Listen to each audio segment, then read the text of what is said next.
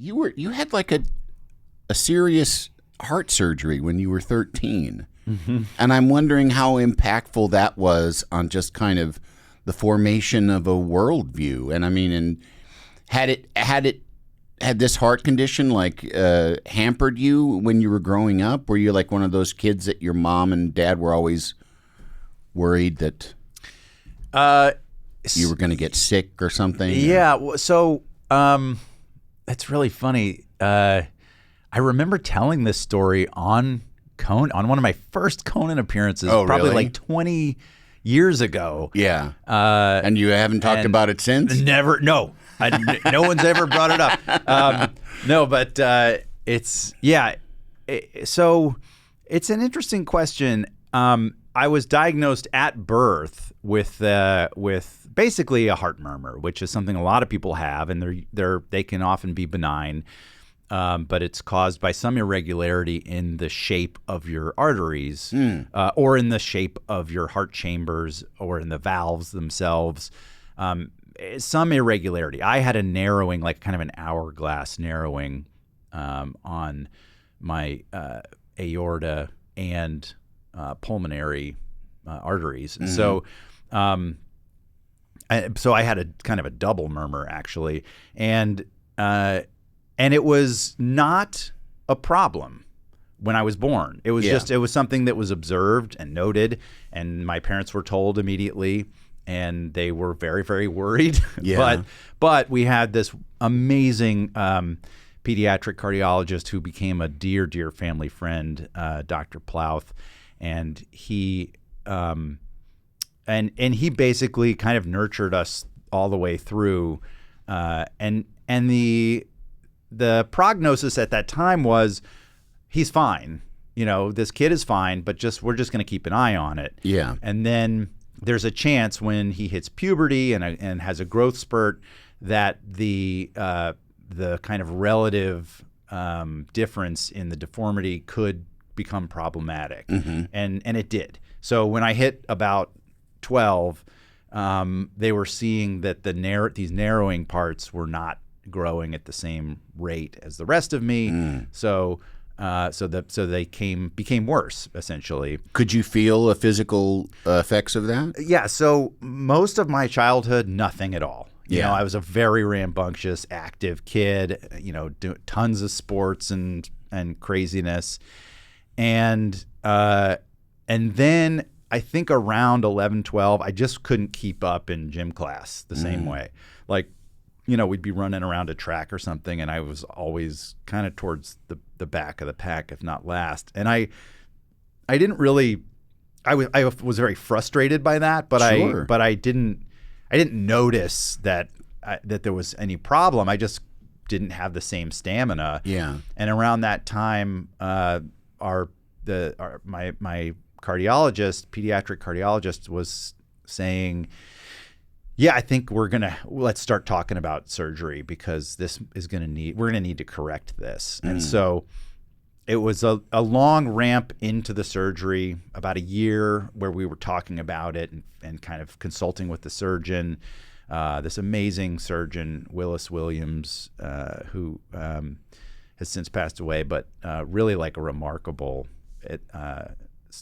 pediatric cardiologist surgeon. And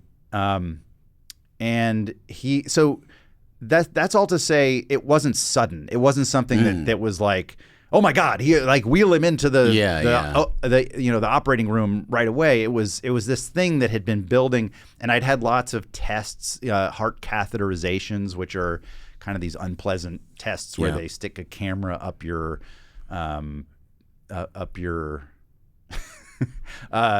what's the artery in your thigh?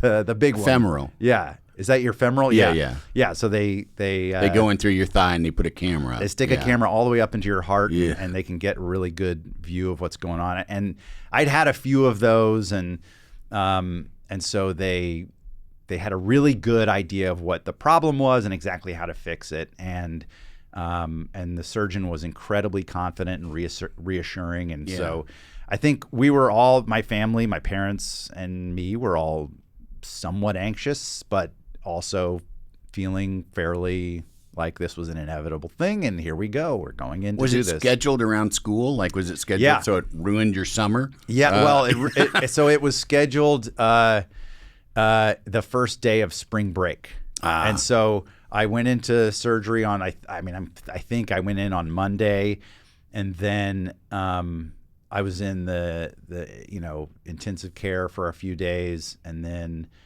the regular hospital for a few days, and then I was home after about 8 days, recovering, and I recovered very quickly. Because I was just a kid. I was just a really active kid, and I was back at school like 2 weeks later, but just sort of going for like a couple of hours, right, and then coming home. And the real worry was not the most, I think. What my cardiologist said was, the thing I'm most worried about is some kid running by you in the hall and like bumping into you. Yeah. Because your sternum is still healing, right? Oh, wow. Like, it's such an invasive operation. And that's way more dangerous than anything you're going to do just to your heart. Yeah, actively now. Yeah. Like, your heart is healing and everything's looking good. And then it was an incredibly successful outcome. I became a varsity swimmer on my high school swim team. Oh, wow. And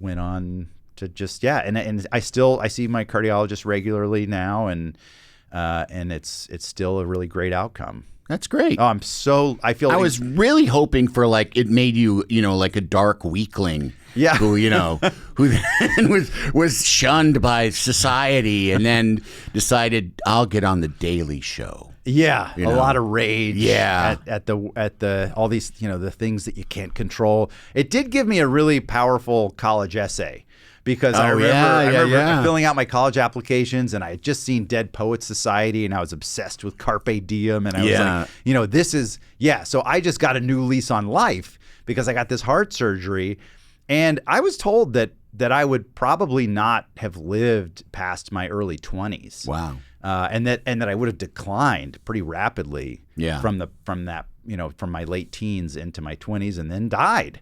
And so knowing that, I still was just a rambunctious, bullheaded idiot kid, and so that none of that really sank in. I don't think kids can process that sort of like existential insanity.